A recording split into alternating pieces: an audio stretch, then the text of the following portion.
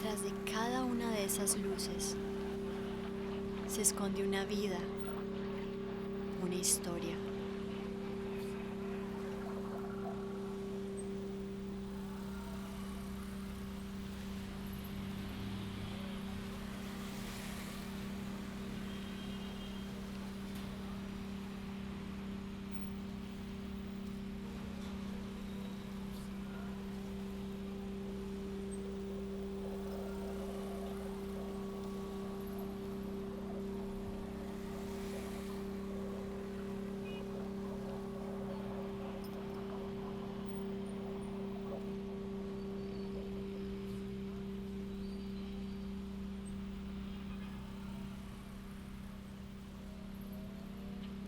Una vez allí, se me vino todo encima.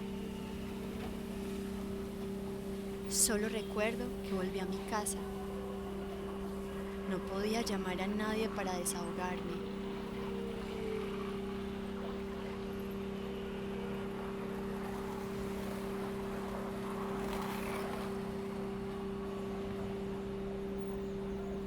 No supe qué hacer.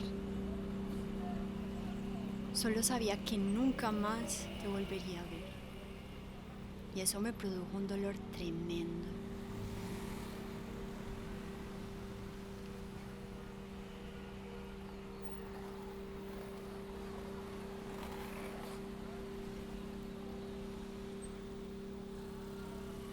Supe que tu ausencia no había matado el amor que yo sentía por ti.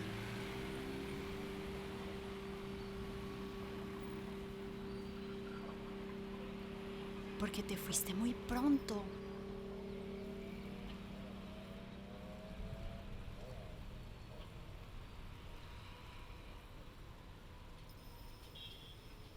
Entonces Medellín estaba cambiando.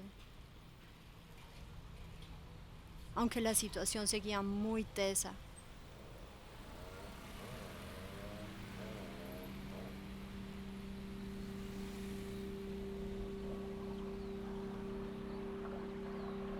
Y pues yo tenía más de 6 meses de sufrir de insomnio. Algo que en otro lugar podría resultar extraño en una chica de 17 como yo.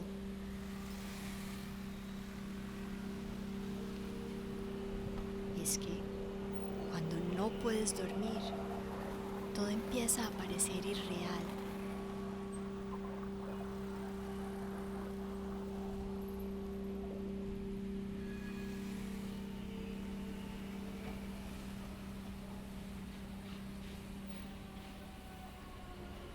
Sin embargo, la vida sigue como si tú no te hubieras ido. Voy a contarte todo lo que no te pude contar.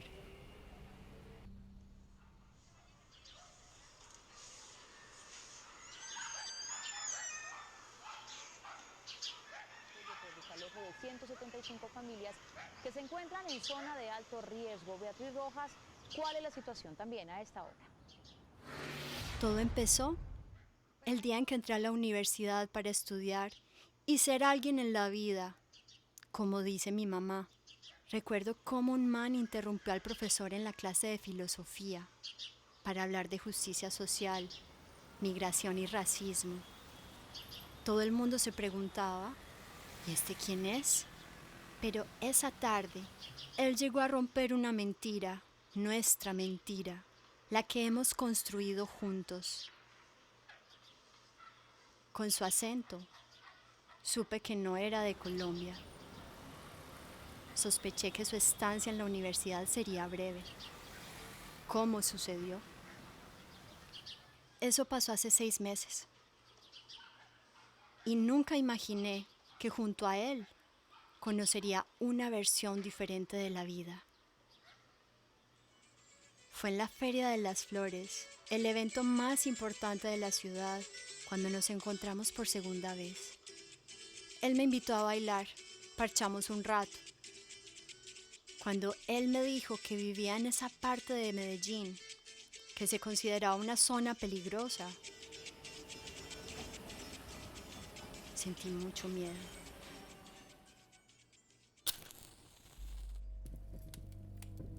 pues mi referente eran las noticias que hablaban de drogas y de balaceras. Supe que él pensaba que yo era una hija de papi y mami,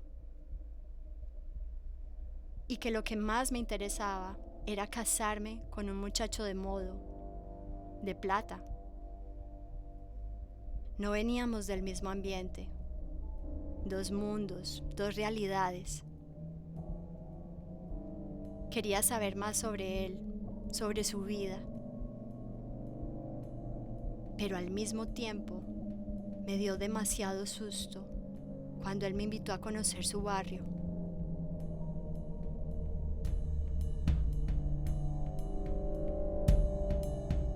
Regresé a la casa pensando en jamás volverlo a ver. Pasé la noche observando el ambiente.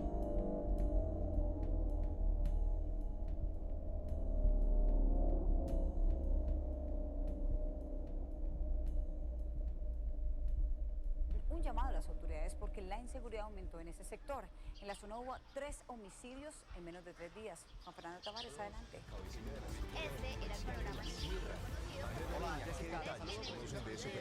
Uno de los líderes de este sector afirma que hay dudas entre los habitantes, pues el fallo que ordena el desarrollo de 176 familias que están en zona de alto riesgo no es claro para ellos.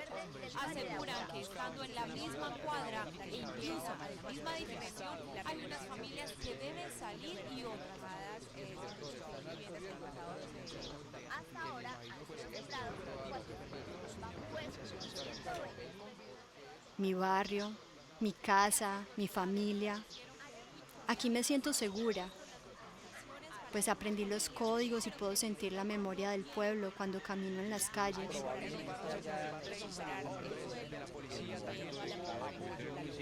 Hemos oído y visto tanto horror en la radio, en la televisión, en los periódicos. Aunque la construcción del Metrocable habría mejorado la situación.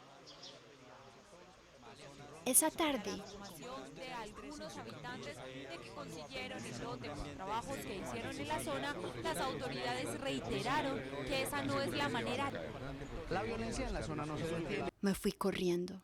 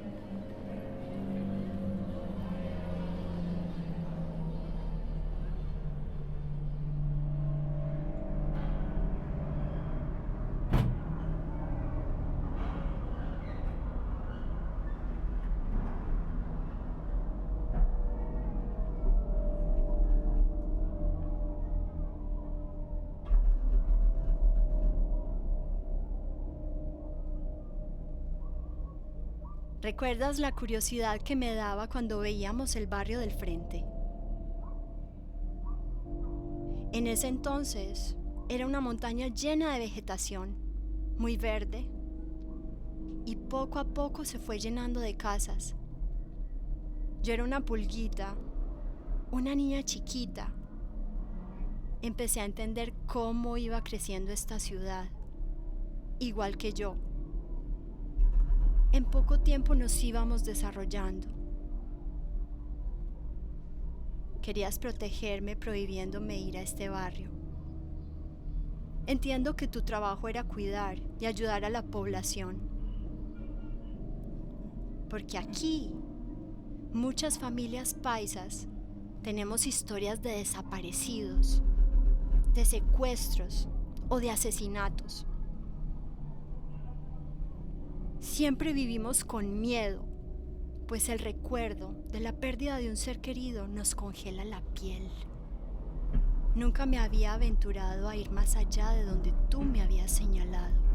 Pero cuando lo conocí a él, entendí que no siempre las cosas son como nos las dicen en las noticias. Como un pájaro, yo estaba volando sobre este barrio, el mismo al que le temía desde la infancia. Sin embargo, la vida no era tan distinta. Me salí del Metrocable y caminé hacia el monte.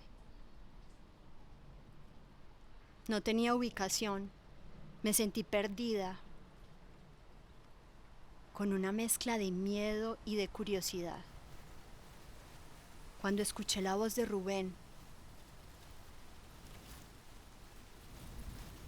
él empezó a contarme la historia de su familia, cómo llegaron a Medellín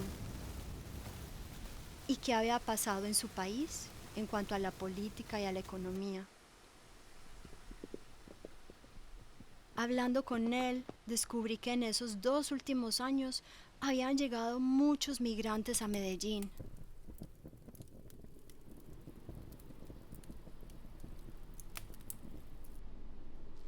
Pasamos frente a una ferretería y Rubén se quedó hablando con los trabajadores que estaban construyendo el centro cultural. Un sueño del pueblo para dar presencia al arte y a la cultura.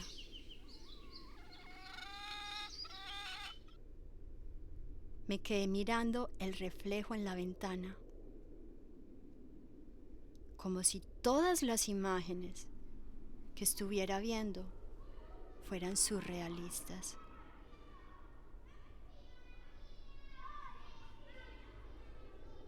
Ese barrio que tanto me atemorizaba estaba poblado por familias con sueños y deseos. Pero eso solo lo descubrí cuando corrí el riesgo, como dicen algunos, de conocer esa parte de Medellín que tiene tantas versiones.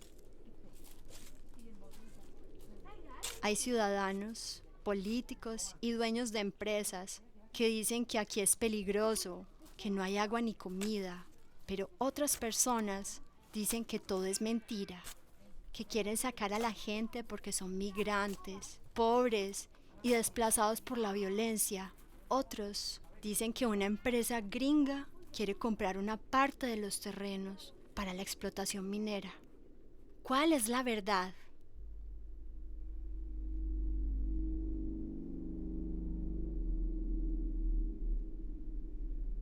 Seguimos caminando y hablando de política.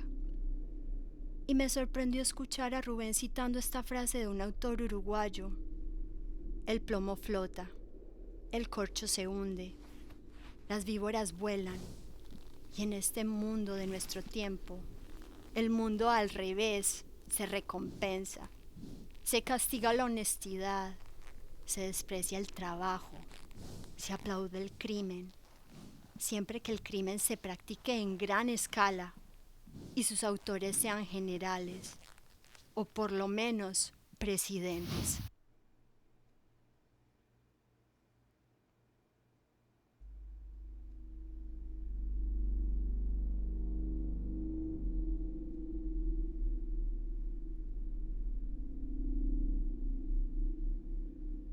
Llegamos a su casa cuando vimos un montón de gente corriendo.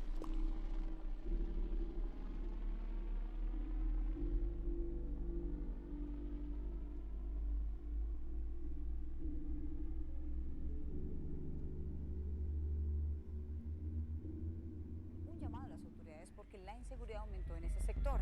En la zona hubo 3 homicidios en menos de 3 días.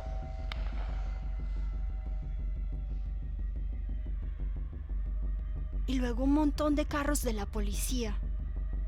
Yo me escondí detrás de un poste. Y en ese momento supe que debía huir. Pero de nuevo oí una voz. ¿Qué significa la dignidad? El mundo de hoy, el mundo de cabeza, pelea contra los pobres, en vez de tener como enemigo a la pobreza. Hay que vivir dignamente.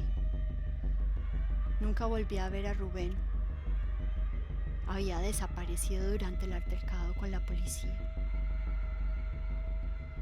Hubo heridos y encarcelados.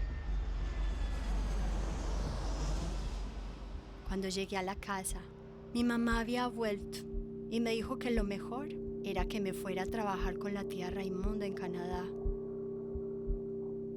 Pensé en Rubén y en las personas que están luchando para salvar el barrio de la Comuna 21, porque es un barrio lleno de berraquera. Me vi repitiendo la misma historia, nuestra historia, la que hemos construido todos juntos.